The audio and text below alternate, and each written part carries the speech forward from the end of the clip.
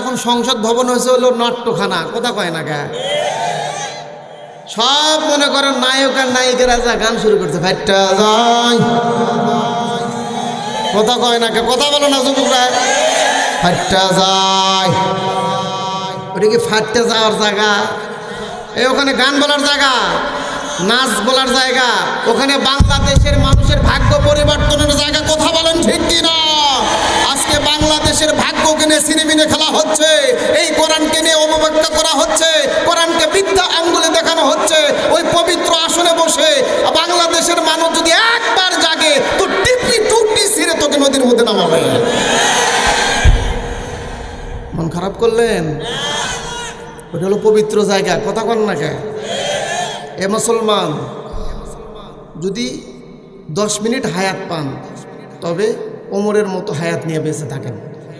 আওয়াজ করে কথা বলো না কেন? যদি 10,000 বছর হায়াত পান, হযরত ওমর ইবনুল খাত্তাবের সৈনিক হয়ে তুমি দুনিয়া থেকে যাও। আবু জেহেলের মতো পণ্ডিতগিরি করো না, ফেরাউনের মতো পণ্ডিতগিরি করো না, নমরুদের মতো পণ্ডিতগিরি করো না। যে কোনো মুহূর্তে যমুনার পানির মধ্যে চুবাইয়া ডুবাইয়া আল্লাহ নিতে পারে কিনা? আর জোরে বলেন না কেন? এ বাজান, এই হায়াতের মালিক কিন্তু তুমি নয়। এই হায়াতের মালিক একমাত্র চিৎকার করে বলতে হবে কি? বাদাম গো, এই হায়াতের মালিক একমাত্র আল্লাহ। শুধু তাই নয়, তাই নয়, যেই জবান দিয়ে, যেই মাথা দিয়ে, যে হাত দিয়ে, যে কলম দিয়ে ভালো ভালো লোকের ফাঁসি দিলা ভাই, এই হাতের মালিক কিন্তু আমার আল্লাহ, এই হাতের মালিক আমার আল্লাহ। কথা বলেন ঠিক কিনা? এই বাদাম গো, আল্লাহ তাআলা যদি তোমার একবার ধরে, আল্লাহ তাআলা তোমাকে যদি একবার ধরে, এ ভাই ওই রকম এমনভাবে ধরবে তোমাকে পিটাইয়া পিটাইয়া নিজের সন্তানের হাতে জবাই করে নিবে। বলেন ঠিক কিনা? বাংলাদেশের এক পুলিশ অফিসার, এই খারাপ লাগতেছে? হ্যাঁ, আজকে একটা ফাইনাল খেলা হবে, কি আছে আজকে নদীর ধারে, আজ কি আছে দেখি তো। আজ আমি যেমন 1টার দিকে, আপনারা রাজি আছেন? সারা রাত আছেন, মুরগি আড়াটা জব করেন আমার জন্য।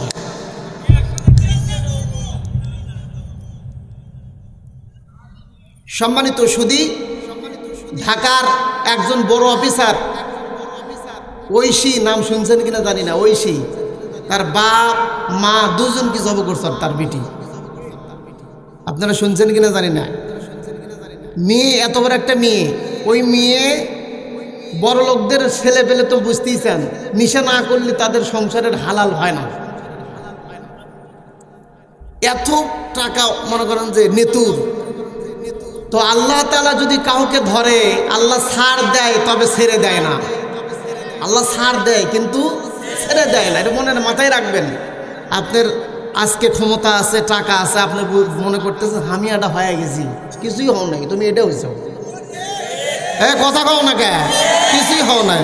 কতগুলো মহিলা দেখেন না, বিয়ে হয় নাই, মনে কর উপের বাহার, উপ উপ রূপ না, ওগুলো উপ 3 কেজি ময়দা মেখে মনে করেন যে ইয়ং ছেলেবেলের পাগল করে অস্থির। এমন এক জায়গায় বিয়ে হয়েছে, আর গোয়াল ঘরের গোল, মানে গোয়াল ঘরের ওই গোবর ফালাইতে ফালাতে কর্ম শেষ।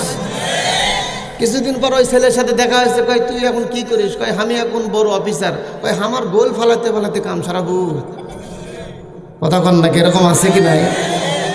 এই জন্যই কোনো অহংকার করা যাবে। সম্মানিত সুধী, আল্লাহর জাহানের প্রধানমন্ত্রী রহমাতুল্লিল আলামিন সাইয়্যিদুল মুরসালিন খাতিমুন নাবিয়্যিন, যেনার পারমিশন, যেনার সুপারিশ ছাড়া জান্নাতে যাওয়ার কোনো কায়দা। যত ইবাদতই করেন, আপনার ইবাদতের মধ্যে যদি নবীর তরিকা না থাকে, নবীর যদি লাইন না থাকে, এই যে এশার নামাজ পড়ছেন 4 রাকাত, আপনি যদি মনে করেন যে এশার নামাজ তো সারা জীবন আমি পশ্চিম দিক হয়ে পড়লাম, আপনারা কোন দিকে পড়েন? পশ্চিম দিক হয়ে পড়ছি। আল্লাহ তো চতুর সাইডে থাকে, অর্থাৎ আমি আজকে পূব দিঘা পড়বো, হবে উত্তর দিঘায়, দক্ষিণ, কোন দিঘা পড়তে হবে? কেন? এই জন্যই পড়তে হবে যে আমার নবী আপনার নবী পশ্চিম দিক ভাই পড়ছে, এই জন্যে আমাকেও পশ্চিম দিক হয়ে পড়া লাগবে। আপনি যদি এখন ইচ্ছা করে মাতব্বরি করেন তাহলে চলবে?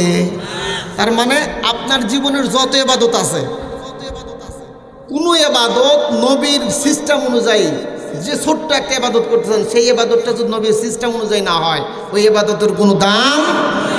তাহলে আমার আপনার জীবনটাকে কার আদর্শ দিয়ে গড়াইতে হবে? জোরে বলেন, কার আদর্শ? বিশেষ করে ইয়ং জেনারেশন, ইয়ং ছেলেপেলেদের আদর্শ থাকে হলো যারা যুবক মানুষ, বয়স্ক ব্যক্তিদের জন্য আজকে ওয়াজকর্ম কম। আজকে যেহেতু যুব সমাজের উদ্যোগে মাহফিল, আজকে যুব সমাজের একটু দুই কথা কন না কেন? ইয়ং জেনারেশন যুবকদের, এখনকার বর্তমান যুগে যুবকদের পীর হলো শাকিব খান। মুরব্বীরা কথা ঠিক আছে না? ওদের পীর এখন শাকিব খান। যে শাকিব খানের কাছে যে মহিলা যায় তারই মনে করেন উঁচা করে দেয়। ওর কাছে দিন দুনিয়া কিছুই নাই, কথা বল। তাদের কাছে হলো পীর। চুল কাটবে কেমনে? শাকিব খান। প্যান্ট পিন দিবে কেমনে? শাকিব খান। প্যান্ট শার্ট কেমনে পরবে? শাকিব খান। এখন তো এমন প্যান্ট পরে অর্ধেক উলঙ্গ অর্ধেক প্যান্ট। যখন এই ছেলেপেলেগুলো প্যান্ট পরে যখন সেজদায় যায় বা রুকুত যায়, পিছন দিক থেকে যৌবনের সেতু। মুরব্বীরা কথা কন না একেবারে, এ চোখে পড়ে না? এলা কি প্যান্ট? বাইরে থাকে না মুরব্বী, পিছনের অংশ বের হয়ে থাকে। এগুলা আপনি পোশাক পরছেন আপনার ইজ্জতকে ঢাকার জন্য। এটা হলো ইয়ং জেনারেশনের কারবার। আর আমাদের বোনেদের কারবার হলো, এদের টার্গেট হলো পরিমণি কেমনে চলে। অপু বিশ্বাস কেমনে চলে না, এটা কোনোদিন মুসলমানের আদর্শ হতে পারে। আরো জোরে বলেন, খবরদার। আমাদের আদর্শ থাকবে নবীর তরিকা, নবীর আদর্শ। নবী কেমনে কথা বলছেন, নবী কেমনে চলছেন, নবী কেমনে সঙ্গ দিচ্ছেন, নবী কার সাথে ওঠা বসা করছেন। আজকে আমাদের বাংলাদেশের ইয়ং জেনারেশন বেশিরভাগ ছেলেপেলেগুলো দুইটা নিশায় ভক্ত, দুইটা নিশায় আক্রান্ত হয়ে গেছে। এক নম্বর নিশার নাম হলো মোবাইল নামক আজরাইল। আপনাদের এলাকায় বুঝি নাই? দুই নাম্বার নিশায় আক্রান্ত হয়েছে ইয়াবা, গাঁজা, মদ, হিরোইন। আর তিন নম্বরে আশা আছে এই দুইটার নিশায় যে আক্রান্ত হয়েছে তার তিন নাম্বার যেটা আছে সেটা হলো নারীদের প্রেমে পড়া। কথা কম না কেন? এইটা কিন্তু জীবন নয়, এইটা জীবন নয়। এ ভাই, আমার আপনার যে হায়াতটা আল্লাহ তাআলা দিয়েছেন এই হায়াতটা খরচ করতে হবে ভাই। এই হায়াতটা খরচ করতে হইবে আল্লাহর পথে, এই হায়াতটা পুরাইতে হইবে আল্লাহর পথে, এই জীবনটাকে শেষ করতে হইবে আল্লাহর পথে। এ যুবক ভাই, যার কারণে কবির ডাক দিয়া বলেন, এসেছি আমি যাহারি দ্বারাই, ফিরে যাব আমি তাহারি সারাই। যার হাতে শুনেছি এই জীবন মরণ, এই ভুবনে কি আর আছে রে আপন, এই ভুবনে কি আর আছে রে আপন। কুরবানি করে দিব যারে জীবন, এই ভুবনে কে আর আছে রে আপন, এই ভুবনে কে আর আছে রে আপন। আল্লাহ সারা পৃথিবীর কোনো মানুষের এ নিকটতম আত্মীয়, নিকটতম আপন কেউ নাই। কথা বল না কেন? আল্লাহ এবং আল্লাহর নবী সারা দুনিয়াতে আপন কেউ নাই। এই মুসলমান দুনিয়াতে যাকে আপন মনে করো, একটি বারের জন্য তুমি একটু পরীক্ষা করবা। এ যুবক ভাই, যে মেয়ের পিছে দৌড়াও ভাই, সে যে মেয়ে তোমাকে অত্যন্ত প্রেম করে, অত্যন্ত ভালোবাসে, সেই মেয়েকে প্রমাণ করার জন্য, সেই ছেলেকে প্রমাণ করার জন্য একটি পরীক্ষা তোমাদের আমি দিতে চাই। দুই একটা পরীক্ষার মধ্যে এক নাম্বার পরীক্ষা, তোমার চোখের ভিতরে যেই কেতরগুলো আছে, আপনাদের এলাকায় কি বলে জানি না, চোখের ভিতরে থেকে যেই কেন্দুলগুলো বের হয়, কেতর বের হয়, এবং জবানটা তুমি কি করবা না, বিরাজ করবা না। নোংরা চোংরা কাপড় পরে তোমার প্রেমিকার কাছে যাও, এই প্রেমিকার কাছে যাওয়ার পরে তোমাকে লক্ষ্য করে বলবে, তোমার জবান থেকে দুর্গন্ধ বের হয়, তোমার পরিষ্কার নাই, পরিষ্কার নাই, তোমার শরীরটা থেকে দুর্গন্ধ বের হয়। এ ভাই, তোমার অত্যন্ত কাছের মানুষ পর্যন্ত তোমাকে, তোমার দিকে তাকাবে। তার মানে কি? ওই মেয়েটা তোমাকে যেই ভালোবাসতে, তোমাকে মহাব্বত করছে, সেই মহাব্বতের পিছনে কারণ ছিল স্বার্থ। চিৎকার করে বলো ঠিক কিনা? ম্যাডামগণ, আপডেট খবর, নিউজ, আপডেট নিউজ, একদম টাটকা খবর। এ যুবক, শোন শোন শোন, এই তো আজকে কয় তারিখ? চিৎকার করে বলতে হইবে, আজকে কয় তারিখ? এই তো আর কয়েকদিন পর বাংলাদেশের একটা তারিখের নাম আছে 14ই ফেব্রুয়ারি। 14ই ফেব্রুয়ারি মানে বিশ্ব ভালোবাসা দিবস। এ যুবক, না না না, মুসলমানের কোনো ভালোবাসার দিবস নাই, মুসলমানের ভালোবাসার কোনো দিবস থাকতে পারে না। মুসলমানের দিবস হইল প্রত্যেক দিন মহাব্বত। কথা বলেন ঠিক কিনা? ম্যাডাম, এই জন্যই কথাটা বলছি। এই তো 2 দিন পূর্বে প্রেমিক প্রেমিকা ট্রেনের মধ্যে হত্যা হওয়ার জন্য, আত্মহত্যা করার জন্য ভাই প্রেমিক প্রেমিকা 2 জন নিয়ত করছে আমরা আত্মহত্যা করব। 2 জন নিয়ত করছে আমরা মারা যাব। 2 জন একসঙ্গে ট্রেনের তলে পড়ার জন্য গিয়েছে, 2 জন একসঙ্গে দাঁড়া গিয়েছে। আল্লাহর বান্দি এত চালাক, এত চালাক ভাই, আল্লাহর বান্দা ট্রেনের নিচে পইরা হত্যা হয়, আল্লাহর বান্দি ছটকে দূরে চইলা যা। আল্লাহর বান্দিক ডাক দিয়া বলতেছে, কি ব্যাপার? একসাথে তোমরা সুসাইড করার জন্য, একসাথে মৃত্যুবরণ করার জন্য ট্রেনের রাস্তায় দাঁড়াইলা, তুমি আবার ট্রেনের থেকে সরে কেন? আমি মরমু।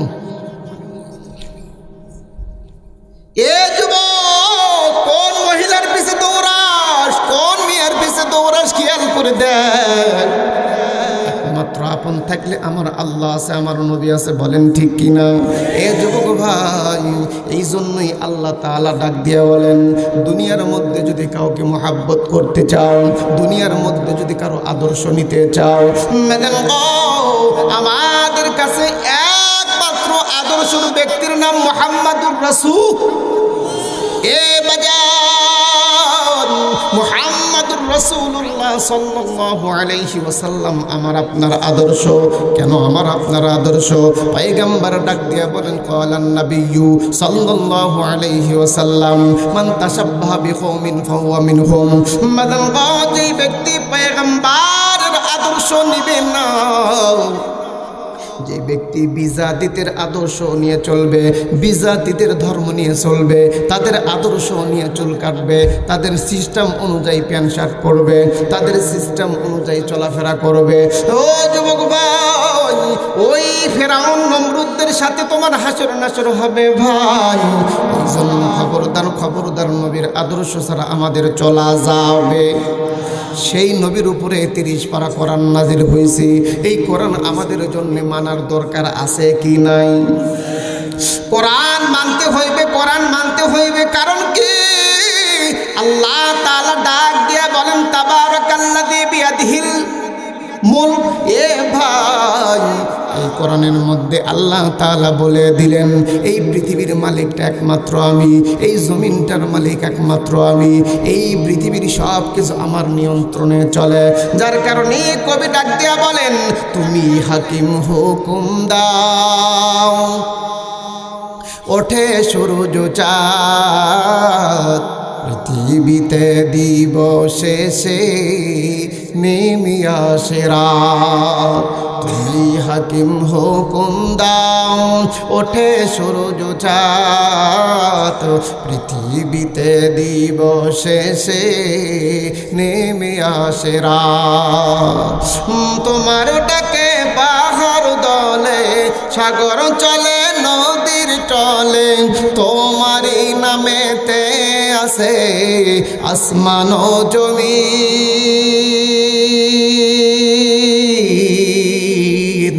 তুমি রহমানুর রহিম। মারহাবা। আল্লাহ তাআলা কোরআনের মধ্যে ডাক দিয়া বলতে বলতেছেন তাবারাকাল্লাযী বিয়াদিহিল মুলক, শুধু তাই নয়, আল্লাহ তাআলা অন্য আয়াতের মধ্যে ডাক দিয়ে বলেন লাহু মুলকুস সামাওয়াতি ওয়াল আরদ। আল্লাহ অন্য জায়গায় বলেন কুল হুয়াল্লাহু, আল্লাহ এক এক এক, আল্লাহর হুকুম আমাদেরকে মানতে হইবে। এ ভাই, আল্লাহকে আমাদেরকে ভয় করার দরকার আছে কি নাই?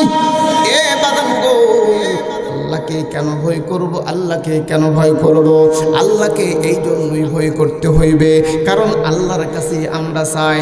আল্লাহ তাআলা অন্য আয়াতের মধ্যে ডাক দিয়া বলেন ইয়া আইয়ুহাল্লাযীনা আমানুস্তাঈনু বিস-সাবরি ওয়াস-সালাহ।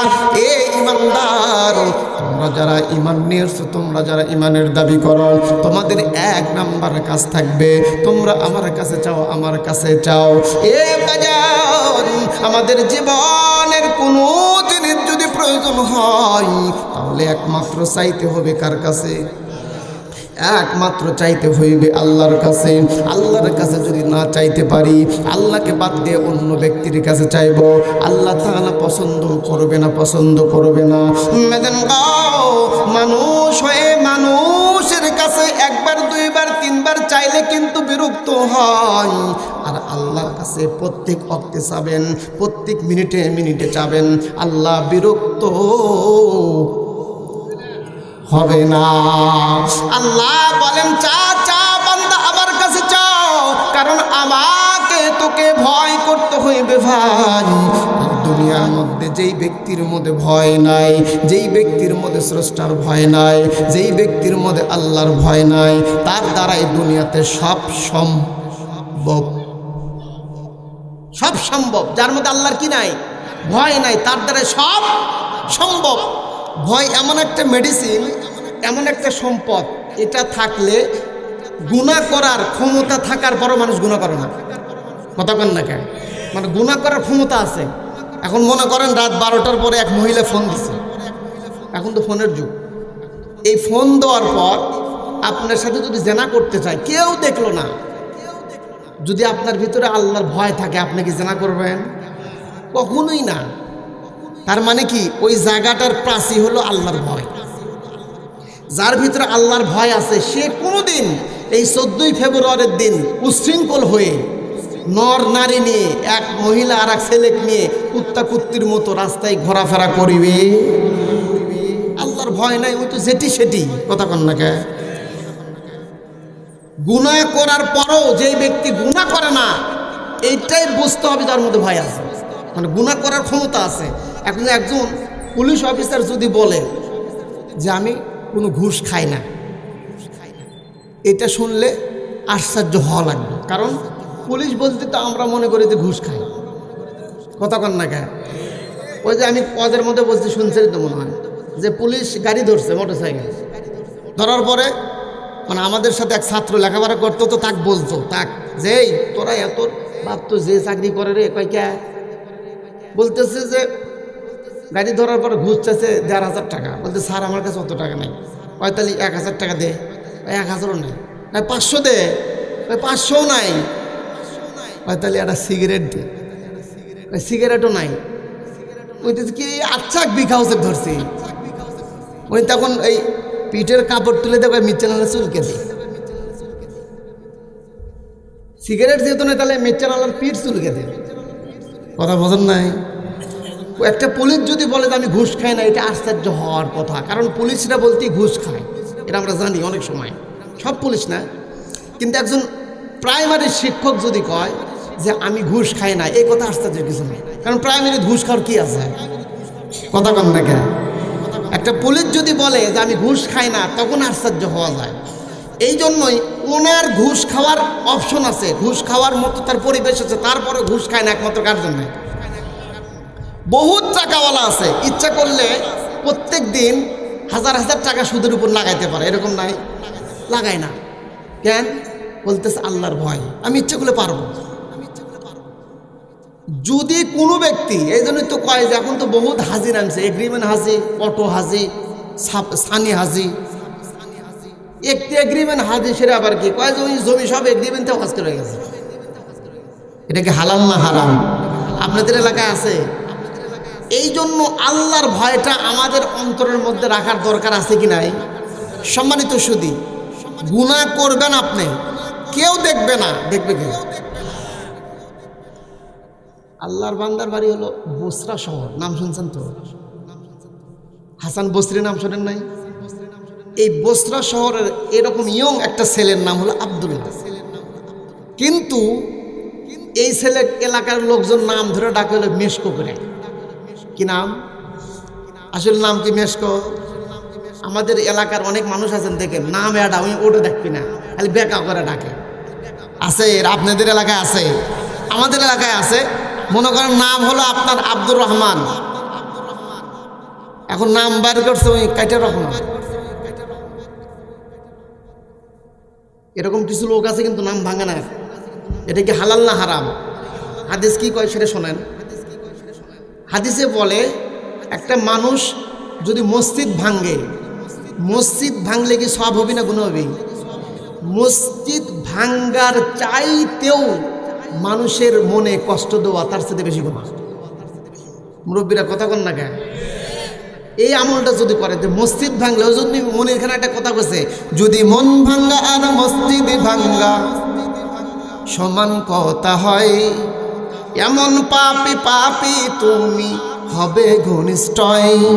কারো মন ভেঙে কেউ সুখী হতে পারে না, মনে রেখো পাপ কখনো বাপকেও সারে না। কথা কয় না কে? ওই বেচারার নাম হলো মেশ আব্দুল্লাহ, আর ডাকে মেশকো করে। তো ওই ছেলেকে তার বাবা খুশি করে একটা দোকান দিয়ে দিছে মেশকো, অর্থাৎ বসরা শহরে, বসরা শহরে একটা শহরের পাশে একটা দোকান দিয়ে দিছে ভালো করে। বাপের এক বেটা, বাপের এক বেটাতে আদর কম থাকে না বেশি থাকে? বেশি হওয়ার কারণে দেখেন না যে মরণ সাইকেল কিনে দেয়। মরণ সাইকেল, ওটা তো মোটর সাইকেল না। অধিকাংশ ছেলে পেলে আজকে পঙ্গই মরণ সাইকেল, যখন হাতের মধ্যে পালসার পায় তখন মাথা ঠিক থাকে না। ওই বেচারা ওই ছেলেকে, ওই যুবককে একটা দোকান দিয়ে দিছে। সেই দোকানের বাপও থাকে, ওই ছেলেও থাকে। ছেলেটার চেহারা এত সুন্দর যে যদি একবার তাকান তাহলে মনে চাবে যে একটু দেখি চেহারার মালিক কে। তাহলে এই চেহারা নিয়ে অহংকার করা যাবে? খবরদার। আমরা অনেক মানুষ আছে চেহারা না গৌরব করি, অহংকার করি, চেহারা দিয়ে মানুষকে ফাঁদে ফালাই। এমন ভালো মানুষ দুনিয়াতে আছে কি নাই? ওই ছেলে দোকানদারি করে, বাবাও দোকানদারি করে। কোনো একদিন ওনার বাবা বাড়িতে গেছে খাবারের জন্য, উনি ক্যাশে, দোকানের ক্যাশে বসে আছে। কষ্ট হচ্ছে? এমত অবস্থায় তার দোকানে একটা কাস্টমার আসছে। কাস্টমারটা হলো মহিলা। তো ওই ছেলের দেখেন, উনিও যুবক ছেলে, যখন কোনো মহিলা কাস্টমার আসতো ওর একটা আদত ছিল, অভ্যাস ছিল, ওই দোকানের জিনিসপাতি বিক্রি করতো কিন্তু মহিলার দিকে তাকাইতো না। সুবহানাল্লাহ বলেন। আমরা হলে কি হয়, লবণ মাপতে মাপতে লবণ মাপতে মরিচ তুলে দিছে। মহিলা কাস্টমার আসলে ওর মাথা ঠিক থাকে না। কথা বল না কে? আল্লাহ তাআলা কিন্তু এইটা বলে নাই, এইটা বলে নাই। এ ভাই আমার, আপনার চোখের যে গুনাহটা, এইটা হেফাজত করার দরকার আছে কি নাই? বাদাম গো, আল্লাহর বান্দা মাল বিক্রি করতেছে, দোকানের সদাইপাতি বিক্রি করে, আল্লাহর বান্দি সদাইগুলো কিনতেছিল।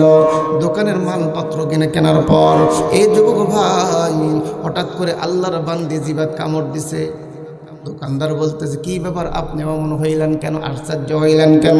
ডাক দেয়া বলতেছে, বাদান গো, ও বাজান, আমি আর কি বলবো, আমি একটা কথা বলতে চাই কিন্তু কথাটা বলার সাহস আমি পাইতেছি না। কি হয়, আমি দেখতে চাই আমার মানিব্যাগের মধ্যে যতগুলো টাকা থাকার কথা ছিল, এই টাকাগুলো খুব একটা টাকা নাই। তোমার কাছ থেকে যেই মালগুলো কিনে নিলাম, তোমার কাছ থেকে যেই মালগুলো আমি কিনে নিলাম, এই মালগুলোর টাকা দেওয়ার মতো মানিব্যাগের মধ্যে তেমন টাকা নাই। আল্লাহর বান্দা ডাক দিয়ে বলতে, সরল মনে মানুষ, মনটা সরল। এ ভাই, মুসলমানের মন তো সরল থাকারই কথা কান না কেন? এ যুবক তিরমিজি শরীফ থেকে আমি একটা হাদিস তেলাওয়াত করছি ভাই। পয়গম্বর আলাইহিস সালাতু ওয়াস সালাম বলেন, তিন শ্রেণীর মানুষ লা ইয়াদখুলুল জান্নাতা খাব্বু ওয়ালা বখিলু ওয়ালা মান্নান। তিন শ্রেণীর মানুষ জান্নাতে যাইবে না। সকলেই জবান খুলে বলতে হইবে কয় শ্রেণীর মানুষ? তিন শ্রেণীর মানুষ জাহান্নামে যাবে, জান্নাত পাবে না। এ ভাই, এই তিন শ্রেণীর মানুষ যদি রোজা করে, হজ করে, যাকাত দেয়, তারপরও তার কপালে জান্নাত নাই। এই তিন শ্রেণীর মানুষ যত ইবাদত করুক না কেন, সে কোনোদিন জান্নাতের গন্ধ পাইবে না। মুসলমানদের এক নম্বর গুণ থাকতে হইবে ভাই, তার মনটা স্মরণ থাকতে হইবে, মনটা স্মরণ থাকতে হইবে। অন্তরের মধ্যে প্যাঁচ কুচ রাখা যাবে। আল্লাহর পয়গম্বর ডাক দিয়া বলেন, তিন শ্রেণীর মধ্যে এক নম্বর লা ইয়াদখুলুল জান্নাতা খাব। এক নম্বর বাদাম গো, এই তিন শ্রেণীর মধ্যে এক নম্বর হইল যে সমস্ত মানুষরা একজন মানুষ আর একজন মানুষকে ধোঁকা দেয়, ফাঁকি দেয়। নাই এমন নাই? সমাজের মধ্যে যেই ব্যক্তি মানুষ হয়ে আর এক মুসলমানকে ধোঁকা দেয়, এই ব্যক্তিকে আমরা সবচাইতে বেশি জ্ঞানী মনে করি। কয় যে না বোঝার জ্ঞান আছে পারে, কয় কেবে বুঝলো? চালাক না, মানুষে তো ঠকায়। কথা কন না কে? যেই ব্যক্তি এক মুসলমান আর এক মুসলমানকে ঠকাবে, ধোঁকা দিবে, তার কপালে জান্নাত। আরো জোরে বলেন না কেন? ও মুরব্বি, আপনি বিটির হক নষ্ট কইরা বিটিকে ধোঁকা দিয়া বেটার সব সম্পদ লিখে দিয়েছেন বেটাকে। এইটা আবার কয় নাম্বার হজ? কথা বল। মন খারাপ করলেন বুঝি? জান্নাত নাই। আমি বাপ, আমার সন্তান হলো মনে করেন যে তিনটা, দুইটা ছেলে একটা মেয়ে। এখন দুই সন্তানকে আমার যতটুকু সম্পদ, সব সম্পদ লিখে দিছে আদর করে। আর ওই যে মেয়ে একটা সম্পদ আছে, সন্তান আছে, ওই সন্তানের বুড়ুক কেমন নাই? এরকম বাপ আছে কি নাই? ওই মেয়ে ধোঁকা দিবি কেমনে জানা? ওই মেয়ে ধোঁকা দিবি হলো, ওই মেয়ে বাড়িতে ডেকে নিয়ে এসে কাছে বসায় বলছে, মা। মেয়ে দেখতেছে বাপ, এই মহিলারা আসছে নাকি মাহফিলে? মেয়ে দেখতেছে কি কোনোদিন বাপ এত আদর করে মহব্বত করে ডাকে না। আজকে মা কাছে বসার বলতেছে, মা আমি একটা কাজ করছি। মা কি কাজ করছো আব্বা? বলতেছে, আমার যে সম্পদগুলো ছিল, এই সম্পদগুলো তোর দুই ভাই মুট্টি লেগে দিছি। আর তোর জন্য না হাত ধরে করতেছে, তোর মাথার থেকে হাত ধরে করছে যে মা তোর জন্য না দোয়া তুলছি, দোয়া তোর জন্য দোয়া করে দেবো। বিটিক দিল কি আর বেটাকে দিল। এখন বিটি এখন মাথা উঁচু করে বলতেছে, আব্বা সম্পদের চাইতে দোয়ার যদি এতই পাওয়ার হয়, তো বেটাকে মিথ্যা না দিবার পারছিলেন না? কথা কয় না? কথা বলেন না কেন? এমন ধোঁকাবাজ বাবা আমাদের সমাজে আছে কি নাই? এ ভাই, এই বাংলাদেশে ধোঁকার লিস্টের মধ্যে এক নাম্বার আছে গরুর দালালরা। কথা কয়, কথা কও না কেন? ওরা এক নাম্বার আছে বাদাম গো।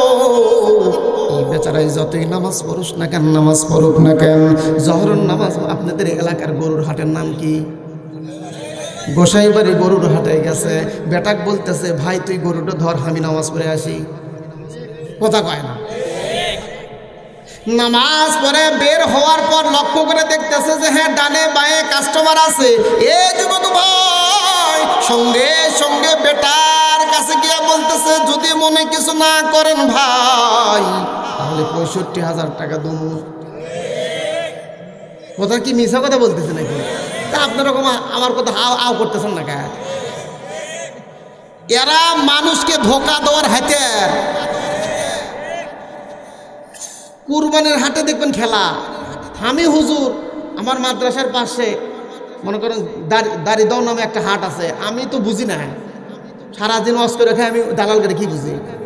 আমি খাসি কিনবার গেছি, এক লোক খাসি কিনে দিবি, আমি তো খাসি থেকে আমার চয়েস, আমার আইডিয়া 4 থেকে 4,500 টাকা হবে। অনেকদিন আগের ঘটনা। সেই খাতে 6,000 টাকা হয়।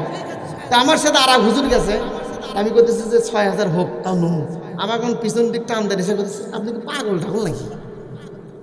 বললাম কে, আমি আবার পাগল হমুকে ওরাই।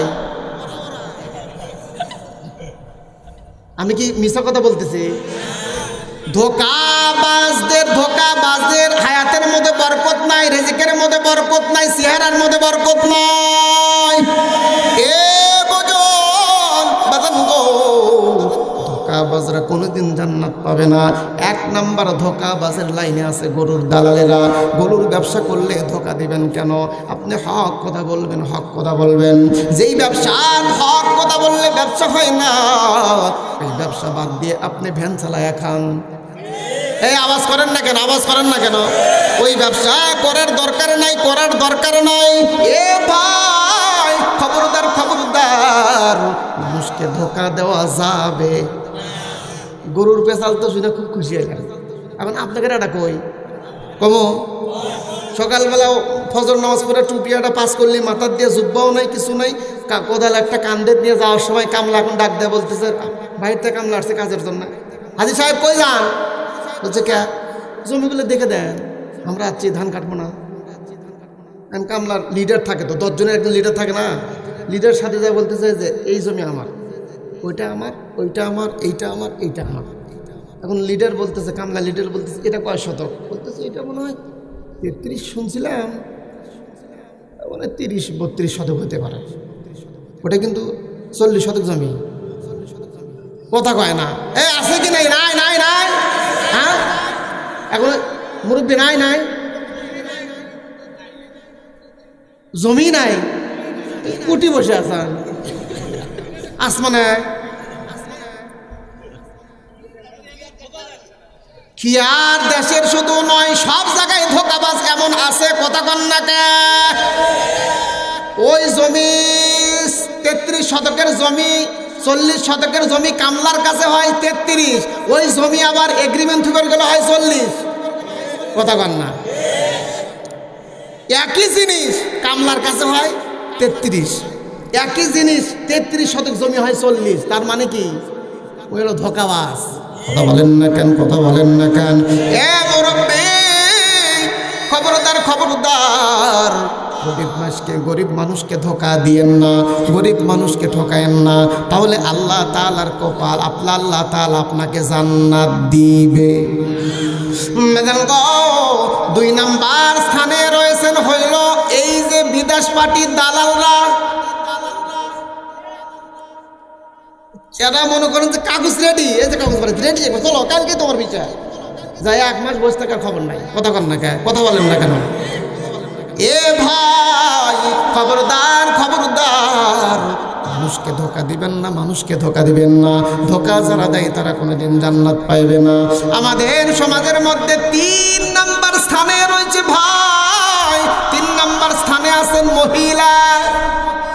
মহিলারা মানুষকে ধোকা দেয়, এরা মানুষকে ধোকা দেয়, ধোকা দেয়, মানুষকে ধোকা দেয়, মানুষকে মন এমনভাবে ধোকা দেয়, এরা মানুষের মনকে নষ্ট করে দেয়, এরা মানুষের কাছে ছলনা আদায় করে। এ ভাই যেই ব্যক্তি ধোকা দেয় বাগান গো, এই ব্যক্তি জান্নাত পাইবে না, এই ব্যক্তি জান্নাত পাইবে না। ধোকা দেনেওয়ালা ব্যক্তিদের জন্য জান্নাত। মুসলমানের অন্তরের মধ্যে কোনোদিন একজন আর একজনকে ধোকা দেবে না, ঠকাবে না। এ বাদান গো, আমরা একজন আর একজনকে ঠকানোর জন্য সবসময় রেডি হয়ে থাকি। দোকানদার কাস্টমারকে ঠকাবে, কাস্টমার দোকানদারকে ঠকানোর জন্য রেডি হয়।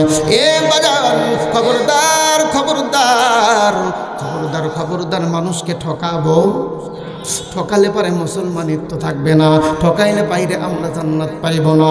3 শ্রেণীর মানুষ জান্নাত পাইবে না, মনে আসেনি? 3 শ্রেণীর মানুষ জান্নাত পাইবে না। 1 নাম্বার, যেই ব্যক্তি মানুষকে ধোকা দেয় সেই ব্যক্তি কখনোই জান্নাত পাইবে না, জান্নাত পাইবে না। আল্লাহর বান্দা তিনি লক্ষ্য করে বলতেছেন, আপনার কাছে টাকা নাই, আপনি কেন চিন্তা করেন? কেন চিন্তা করেন? আপনি বিনে দলিলে, বিনে প্রমাণে আপনি এখান থেকে যেতে পারেন, আমার কাছে পরে টাকা দিয়ে যাবেন, কোনো সমস্যা নাই। এ ভাই আমাদের মতো তো কাস্টমার নয়। দোকানদার কোনো কাস্টমারকে জিনিস বাকি দিলে ওই কাস্টমার ওই রাস্তা দিয়ে আর হাঁটে না। এটাও আপনাদের এলাকার নাই, এরকম তাও করেন না, এরও নাই। দোকানদারকে যদি 10 টাকা বাকি দেয় ওই আর ওই রাস্তা দিয়ে হাঁটে না। এ বাজার আমাদের বাংলাদেশের দোকানদারের কাস্টমারদের কথা হলো, তো পুরা বছর আমি বাকি খিলামো, আবার ওই কাস্টমারকে গোস্ত দিয়ে ভাত খেলে টাকা তুলে নেওয়া লাগে। কথা কন না কে? এটা বলো আমাকে দেশ, দেখেন এটা বলো আমাদের দেশ। কষ্ট করে বাকিও তুমি, তোমার উপকারও করলাম, বাকি তো আমার তো উপকার করা, তোমার উপকার করলাম, সেই টাকা তোলার জন্য আবার তোমার কাটতে তোমার দেওয়া লাগে। ভাই আইসো, মিথ্যা কথা নাকি? মিথ্যা কথা। এটা কোনোদিন কোরআনের হুকুম হতে পারে না, এটা নবীর তরিকা না, এটা নবীর আদর্শ না। কি মুসলমান হয়েছেন? আপনাকে একটা দোকানদার সহযোগিতা করলো বাকি দিয়া, আপনার উচিত হলো সেই দোকানদারের কাছে টাকা চাওয়ার আগে বুঝাই দেওয়া। অথচ আমরা কি করি, বাকি যখন খায় ওই কাস্টমার আর ওই দোকানে যাবি না, আর ওই যদি কওয়া হয় যে ভাই চলো এই রাস্তাতে যাই, এই দিক দিয়ে কাঁদো, এই দিক দিয়ে যাওয়ার দরকার নাই, বুঝলেন? আমি এই দিক দিয়ে যাই, আরাম পাই। কথা বল না, আমি এই রাস্তাতে যাওয়ার চাইতে আমি এই দিক দিয়ে যাই, আমি আরাম পাই। কয় কিসব? ওই দিক দিয়ে একটু একা চাবি। এমন মুসলমান আমাদের সমাজে আছে কি নাই? এ ভাই, এমন মুসলমান হওয়া যাইবে না বাদান গো। কারণ আল্লাহ তাআলা কোরআনের মধ্যে বলছেন, ওয়ালা তামুতুন্না ইল্লা ওয়া আনতুম মুসলিমুন। তোমরা মুসলমান না হয়ে মৃত্যুবরণ করো না, মুসলমান না হয়ে কবরের মধ্যে আইসো না।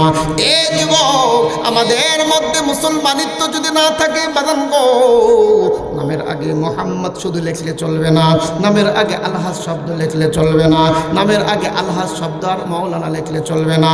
আমাকে আপনাকে মুসলমানিত্ব আদায় করতে হইবে।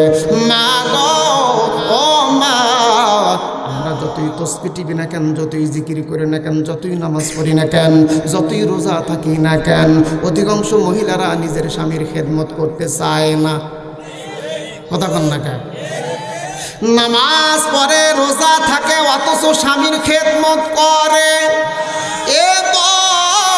ইউনূস বিন হাবিব কোরআনকে সাক্ষী রেখে বইলা গেল, বনগো তোমার নামাজটা যদি কম হয়, জিকিরটা যদি কম হয়, তোমার রোজাটা যদি কম হয়, তোমার স্বামীটা যদি তোমার উপর সন্তুষ্ট হয়, সেই মহিলা জান্নাতি, সেই মহিলা জান্নাতি। বনগো তুমি রোজা নামাজ 100 আদায় করো বোন, কিন্তু তোমার স্বামীর সাথে ভালো সম্পর্ক নাই, ভালো সম্পর্ক নয়। স্বামী থাকে একদিক, তুমি থাকো আর একদিক। স্বামীর মনে মনে বারবার আঘাত দাও, স্বামীর কথা বলে একদিক, তুমি চলো আর একদিক। এ বোন, তোমার নামাজ বন্দেগী দিয়া তুমি জান্নাত পাইবা না, এই নামাজ দিয়ে জান্নাত পাইবা না বোন গো। তোমার জান্নাত যদি পাইতে চাও, একজন পুরুষের কাছে জান্নাত হইল তার মা বাবা, আর একজন মহিলার কাছে জান্নাত হইল তার স্বামী।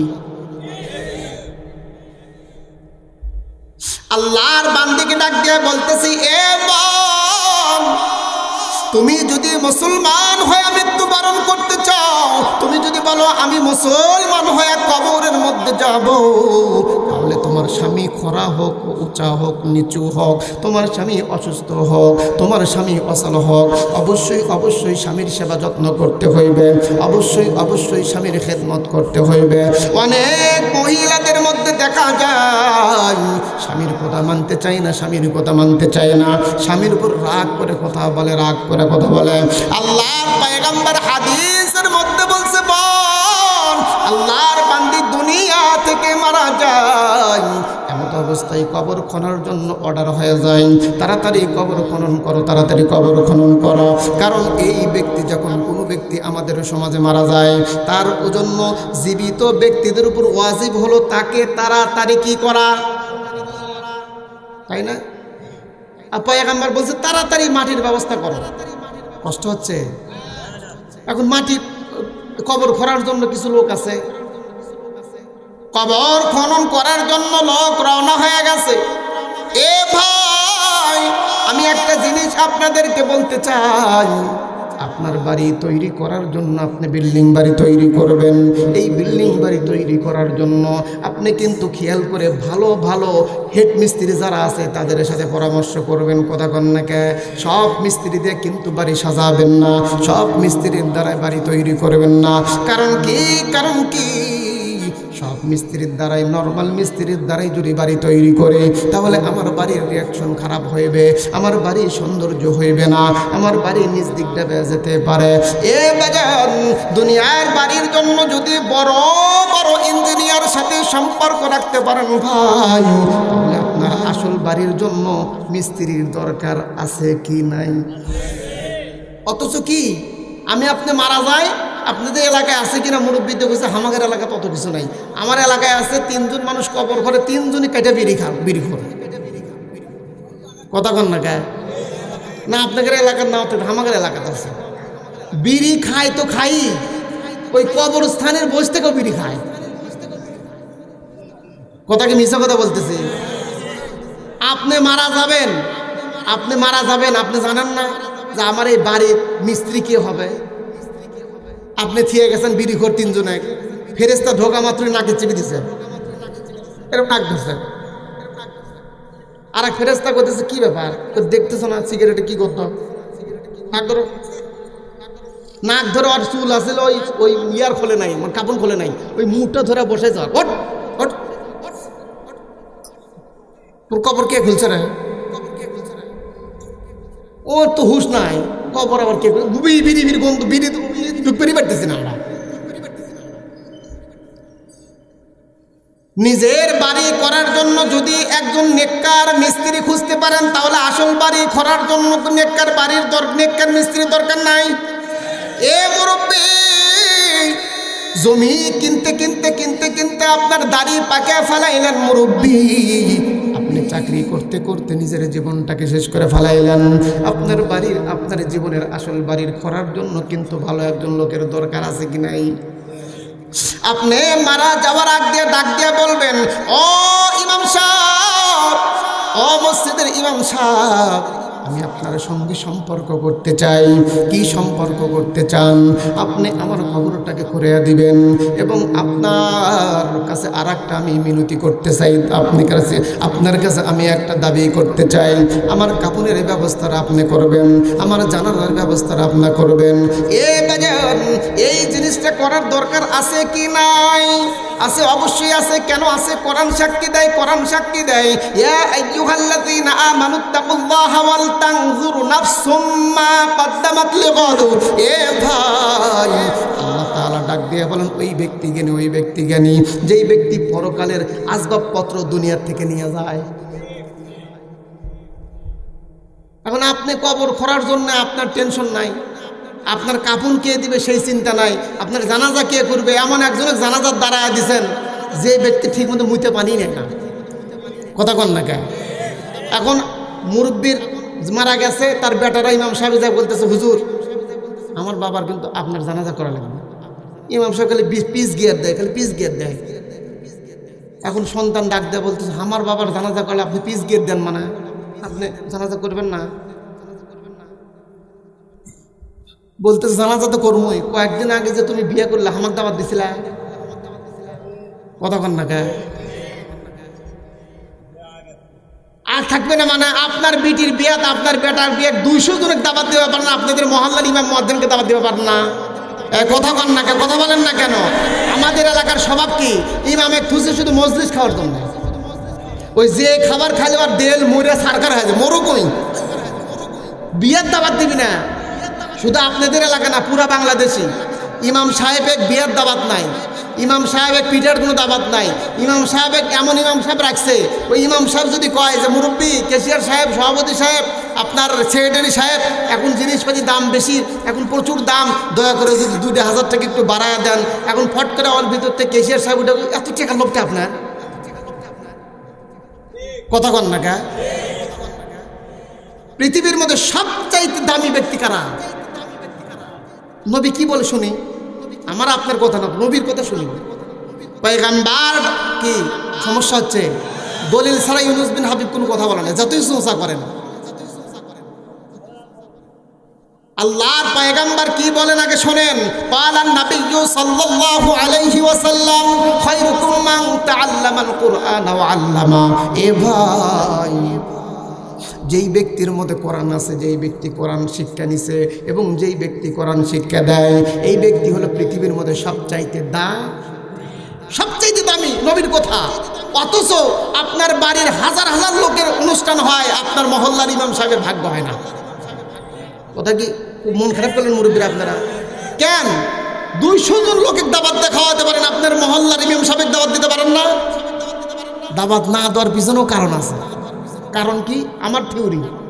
কারণ হলো 2 কারণে ইমাম সাহেবদের দাওয়াত দেয় না। 1 নাম্বার কারণ, মানুষ মনে করে হুজুর মানি হলো গরিব, ওই টাকা পয়সা ঠিক মতো দিবার পারবে না। কারণ আমাদের বিয়ার তো এখন হালখাতার মতো টাকা, ওই মানে কলম আর খাতা নিয়ে বসছে, কে কে যাব দেখে, দেখে কথা কন না কে।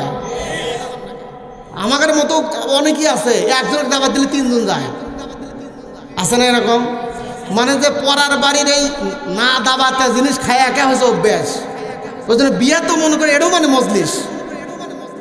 100 লোকের আয়োজন করছেন, 100 লোক মজলিসের আয়োজন করছে, 100 লোক পাক করে খাইবার না, দেখে যে 600 লোক। কথা কন না কে? আরে একবারও কি চিন্তা করেন না যে বিনে দাবাতে খায় হলো পশু? আওয়াজ দিয়ে কথা বলেন। বিনে দাবাতে খায় হলো পশু। আপনি এত বড় আশরাফুল মাখলুকাত হয়ে কেন বিনে দাবাতে মানুষের বাড়ি খাবার যান? কিসের জন্য যান? আপনি কিসের মুসলমান হয়েছেন যে আপনি কুত্তার মতো খাবার যান? যাই তো যাই, যাই তো যাই, আবার কি করে যাওয়ার সময় সব বন্ধু সব কথা কয় না, কথা কয় না। আপনার প্রশ্ন অনুযায়ী আপনি মন খারাপ করতে পারেন, হুজুর এটা কি কথা? এটা কোরআনের কথা, এটা হাদিসের কথা। আপনি যাওয়ার সময় একজন লোক নিয়ে গেলেন, ওই 100 লোকের দাওয়াত দিছে মনে করেন। 100 লোক যদি যাওয়ার সময় কয় যে আমিও একটু নিয়ে যাই, 100 লোকে যদি আর একজন করে নিয়ে যায় অতিরিক্ত, তাহলে কয়জন হলো? উনি তৃপ্তি করে খাওয়াবে আপনাকে, এই জন্য 100 লোকের দাওয়াত দিছে। লোক হয়ে গেছে 200, তাহলে ওই ডালের মতো 6 বালতি গরম পানি দেওয়া তো লাগবেই। কথা বলেন না কেন? কথা বলেন না কেন? ইমাম সাহেব তো বিনে দাওয়াতে খায় না। এ বাজার, আজকে মাহফিল থেকে শিক্ষা নিয়ে যান, শিক্ষা নিয়ে যান। আপনার বাড়ির যত বড় অনুষ্ঠান হোক না কেন, আপনার মহল্লার ইমাম সাহেবকে দাওয়াত দিই ইনশাআল্লাহ। মেদান গো, এই জন্যই বলতেছিলাম এ ভাই, পয়গম্বর ডাক দিয়ে বলতেছেন আপনার জানাজা ইমাম সাহেব করবে, কিন্তু মনে আসেনি এ যুবক ভাই, ওই ইমাম সাহেবের সাথে সম্পর্ক যদি ভালো না রাখেন তাহলে কিন্তু সে জানাজা করবে। আজকে ইমামদের সাথে সম্পর্ক ভালো নাই, মুয়াজ্জিনদের সাথে সম্পর্ক ভালো নাই।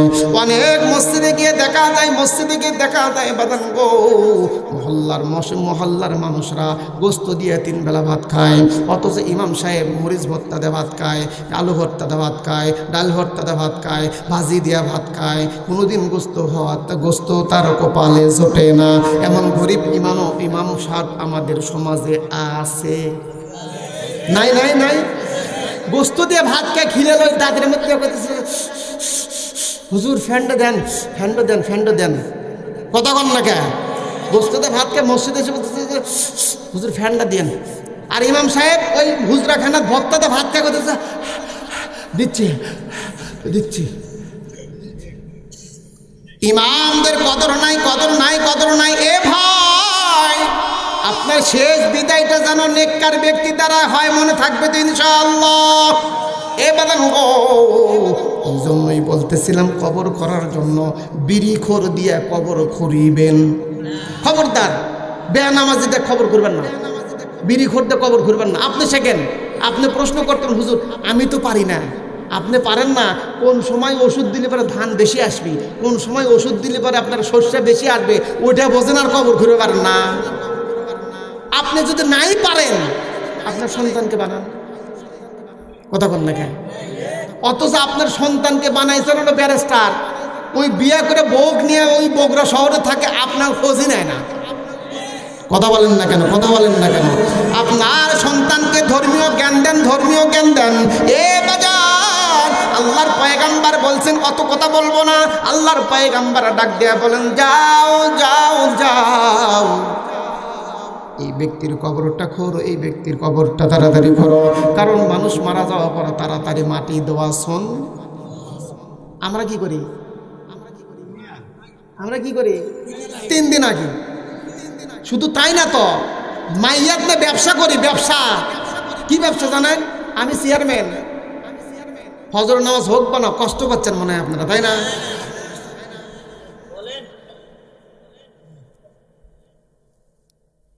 পিছনে ভাইরা চলবে, লাশ সামনে তুলছেন, নবীর হাদিস কি বলে সেটা শোনেন। কোনো মাইয়ার মারা যাওয়া মাত্রই আপনার বাপ হোক, মা হোক, স্ত্রী হোক, বোন হোক, ভাই হোক, নবীর সুন্নত অনুযায়ী কাজ করা লাগবে না? আজকের আলোচনায় তো নবীর আদর্শ, সঙ্গে সঙ্গে তাড়াতাড়ি তাকে দাফন করবে, এটা হলো আপনার নিয়ম। তাড়াতাড়ি, যদি সন্তানাদি বাইরে থাকে আসা জরুরি, সে দেখবে, তার জন্য রাখতে পারবে, কিন্তু অযথা ওই জাদুঘরে 6 দিন রাখার দরকার নাই। কথা কন না কেন? এই মাইয়া থুইছে এই জায়গা, তুই নিম্নে 6 জন নেতা দাঁড়াইছে, তার এক একজন নেতার পেট হলো মসজিদের গম্বুজের মতো। কথা কন না কেন? ওই পেটের ছায়া যা পড়ছে ওই মাইয়াতের মুখের উপর। এখন পিছন সামনের দিক থেকে লোকজন কিরকম ছায়া আসতো কোন থেকে, আর একজনকে দেখিস না গম্বুজ পড়ছে ওই জায়গা। সেই মাইয়ার সামনে দিয়ে আওয়াজ শুরু করছে বিসমিল্লাহ আইন। এখনকার নেতারা তো বিসমিল্লাহ কইবার না। ওই যে আমাদের একজন নেতা হচ্ছে শাকিব খান, খেলোয়াড় শাকিব, আসসালাম একটা ভাইরাল হয়েছে, তোমরা দেখো নাই? আসসালাম আলাইকুম সালাম দিচ্ছে একজন বড় নেতা। নেতাদের কওল, নেতাদের জবান যদি সালামের অবস্থা হয়, তাহলে তার শ্রোতাগারের পরিস্থিতি কি হবে? কথা বলেন না কেন? দাঁড়াইছে উনি এক মিনিট কথা বললেন, 10 মিনিট, আর মাইয়াত বলতেছে আমাকে তাড়াতাড়ি কবরে নামাও, তাড়াতাড়ি কবরে নামাও। উনি 10 মিনিট বললেন, মেম্বার 10 মিনিট, আর এক মেম্বার 10 মিনিট, আর এক মেম্বার 10 মিনিট। ইমাম সাহেব বলতেছে আমি আর কি বলবো, যা যা বলছে আপনারা মাইনে চলেন। এখন কথা কন না কেন? এটা সুন্নাত বিরোধী কাজ। কেউ মারা গেলে আমার কথা যদি খারাপ লাগে, নবীর হাদিস খুলবেন না, যে আল্লাহর পয়গম্বর কি বলছেন। ফাতেমার কাহিনী শোনেন নাই? ফাতেমা রাদিয়াল্লাহু তাআলা আনহা কি বলছেন? স্বামীকে ডাক দিয়ে বলছে, স্বামী আমি যখন রাতে মারা যাব, মারা যাওয়ার পরপরই তাড়াতাড়ি আমাকে কবরস্থ করবেন, কারণ মাইয়াতকে তাড়াতাড়ি কবরস্থ করাটাই হলো তার শান্তি, তার আর দুনিয়া থাকার ইচ্ছা নাই। অথচ আমরা কি করি, কবর খোঁড়ার পরে ওই মাইয়াতকে নিয়ে নিম্নে 1-1.5 ঘন্টা আলোচনা শুরু। এমনও কিছু হুজুর আছে আবার, সেগুলো তক্তা ছাড়া হুজুর, উনি ওই জায়গায় যায়, আমার দেখা জিনিস।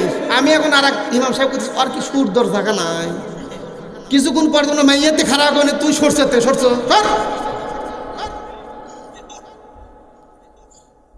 এরকম লোক আছে কি নাই?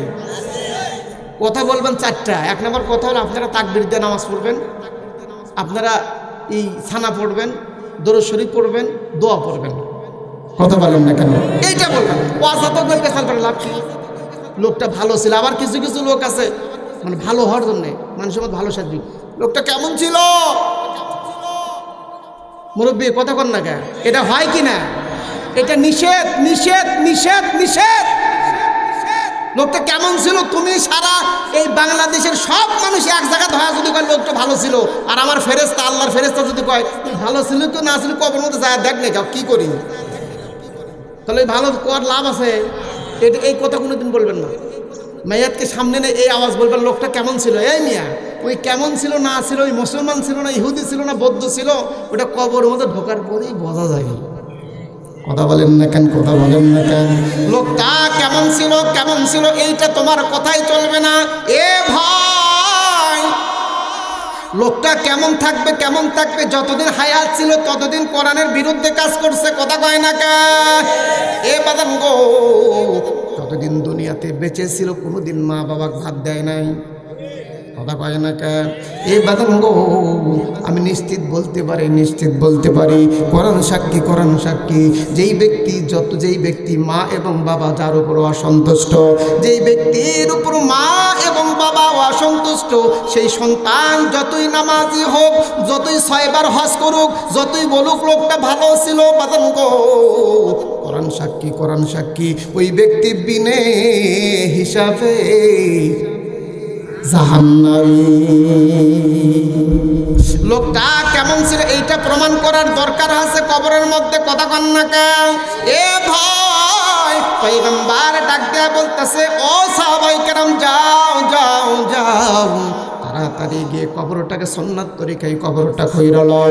আমাদের কবরের অনেক ফাংশন আছে, আমি ওই দিকে যাব না, সময় স্বল্পতার কারণে আমি ওই দিকে যাব না। বাদান গো, কবর করার জন্য যখন প্রস্তুতি নেই বাদান গো, এমত অবস্থায় কবর করা যখন শেষ হয়ে যায়, পয়গম্বরকে ডাক দিয়ে বলতেছেন, ইয়া রাসূলুল্লাহ, ইয়া হাবিবাল্লাহ, অমুক মহিলার কবর করা হয়ে গেছে। কবর করার হওয়ার পর কাজ কি? জানাজা। কাজ কি? জানাজা করে মাটি দেওয়া। সমস্ত মানুষ, এ যুবক ভাই, একত্রিত হয়ে কবর দেওয়ার জন্য যখন আগায় আসছে বাদান গো, তখন ওই খাটনিতে উঠাইয়া যখন কবরের মধ্যে নামাইবে, এমত অবস্থায় চাক্ষুষ প্রমাণ পয়গম্বর আলাইহিস সালাতু ওয়াস সালামের কওল।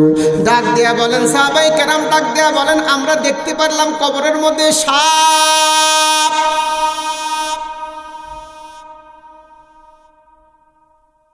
সমস্ত মানুষ আশ্চর্য হয়ে গেছে। এ যুবক, কবর এমন একটা জায়গা যুবক ভাই, দুনিয়ার মধ্যে বিপদে পড়লে তোমার ভাই তোমাকে সহযোগিতা করবে, দুনিয়ার মধ্যে বিপদে পড়লে তোমার মা তোমাকে সহযোগিতা করবে, কিন্তু কবরের মধ্যে বিপদে পড়লে কেউ তোমাকে সাহায্য করতে পারবে না। কবরের মধ্যে সাপ, ওই সাপের মধ্যে কি মাটি দেওয়া যায়? সমস্ত মানুষের পরামর্শ অনুযায়ী বলা হলো, তাহলে এক কাজ করা হোক, এই কবর এমনই থাক, আর একটা কবর করা হোক, তাড়াতাড়ি কবরকে খুঁড়ে নেওয়া। কবর খোঁড়ার পর যখন মাটি দেওয়ার জন্য যায়, এ বাজার কিতাবের মধ্যে আসছে যুবক ভাই, আল্লাহর বান্দাকে যখন কবরের মধ্যে নামাইবে, এমত অবস্থায় দেখে আবার ওই কবরের মধ্যে সাপ। একটু জোরে বলেন নাউযুবিল্লাহ। এমত অবস্থায় মানুষের মাথা ঘুরে উঠছে, কেমনে সম্ভব সাপের মধ্যে কেমনে কবর দেওয়া যায়? আল্লাহর পয়গম্বর ডাক দিয়ে বলতেছেন, সামনে আসো, এই মহিলার স্বামীকে ডাক দিয়ে নিয়ে আসো, এই মহিলার স্বামীকে তুমি ডাক দিয়ে নিয়ে আসো। ও মা, মা গো, খেয়াল করে শুনবেন মা।